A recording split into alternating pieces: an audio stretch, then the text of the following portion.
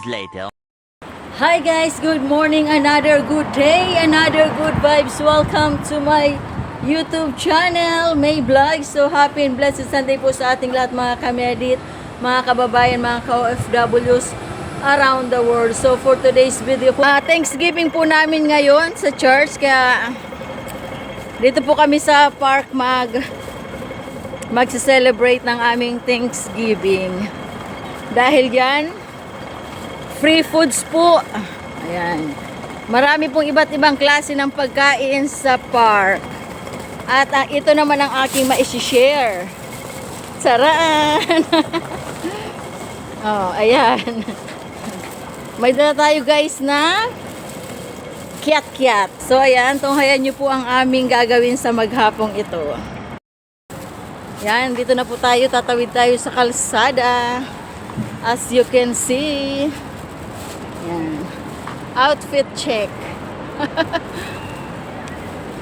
Sponsored by Ma'am Rose Bass Official. Ay! Ganda yan guys, oh. Terno.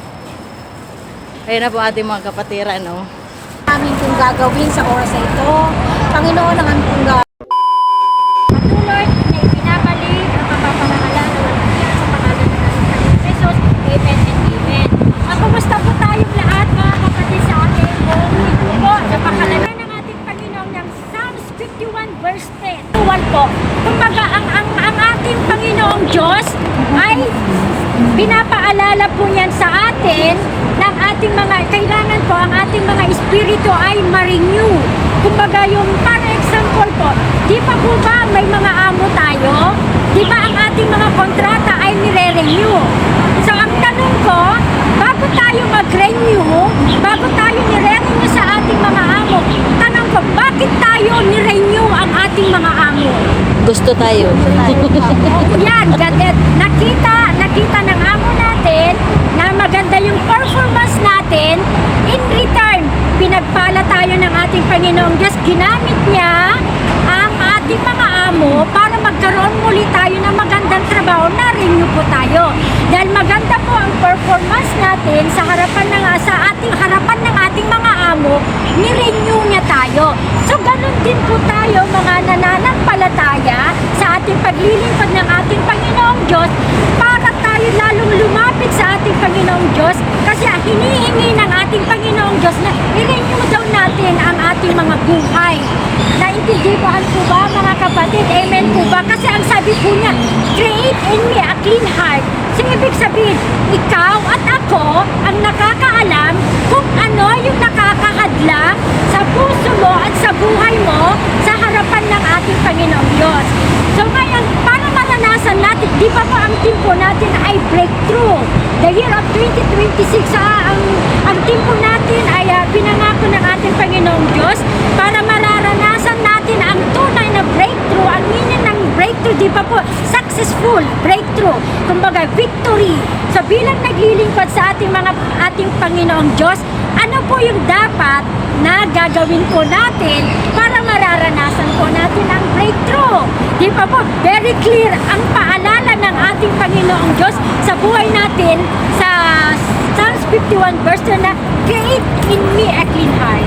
So, ibig sabihin, kailangan kung ano yung mga nakakahadlang sa puso natin ay iwaksina natin upang tayo ay, di ba po, ang hendra sa buhay natin na hindi marinig ng ating Panginoong Diyos ang panalangin natin kung meron tayong mga nakahadlang sa puso natin. Ikaw at ako ang nakakaalam kung ano yung nakahadlang dahil very clear po yung 1 John 1:9, di ba? Sabi ng ating Panginoong Diyos para daw marinig niya ang ating mga panalangin, mga request natin ay confess. So, ganun din. Halimbawa, example po.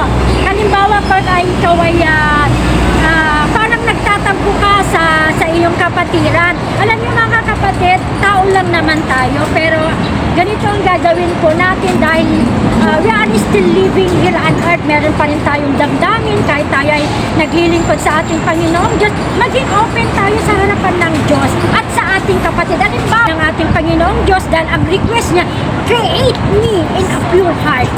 Ngayon, may ire-release ka. Si kapatid, ang ganda-ganda ng aten niya ng gawain. Ikaw, tampo ka ng tampo. Sinong talo mga kapatid? Ako, ikaw na nagtatampo.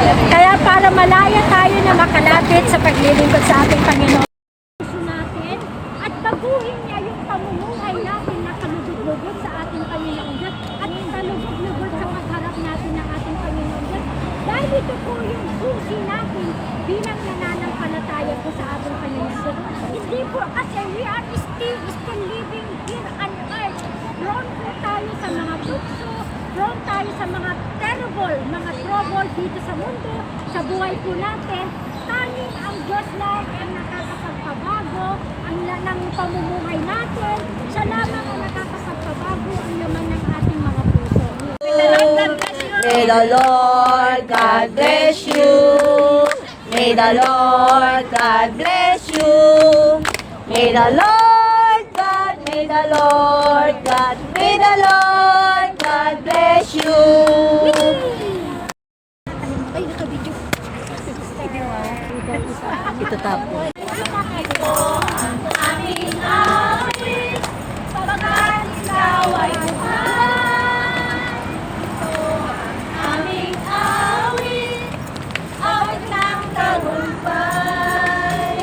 Ito ang aming awit, pagkat ikaw ay buhay. Tagumpay. Lahat ng labi ay sasabi, ikaw lamang Jesus, ang Panginoon. Lamang Jesus, ang Panginoon.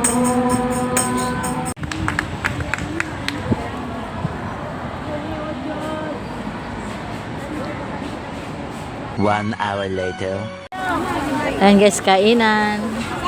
Kain po, may isda.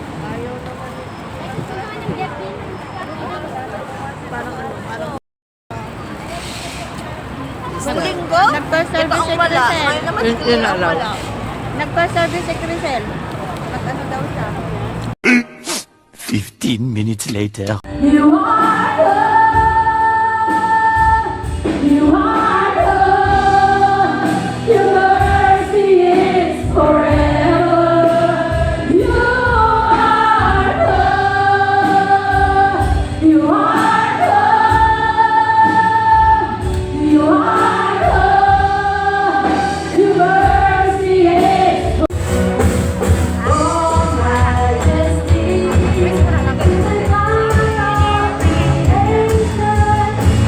We're internally devoted to idols. So, maaaring sa panahon po natin ngayon, nakikita ng ating Panginoong Jesus, bis na bis tayo, we are present every Sunday, nag-a-attend tayo ng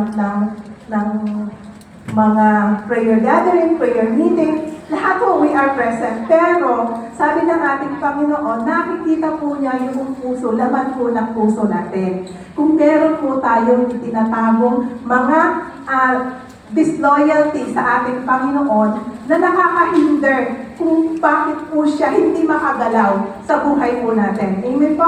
Sabi dito, you cannot walk with God while constantly glancing at what He told you to give. Guys, ayan, tapos na po ang aming charge for today's vlog. Ayan, uwian na naman ang mga magagandang nilay. Thank you so much for watching. So, sa mga hindi pa po nakakapag-subscribe, like, share, comments down below at pakiclick po ng aking notification bell icon para sa aking mga upcoming videos and live. Thank you so much and God bless us always. Bye-bye!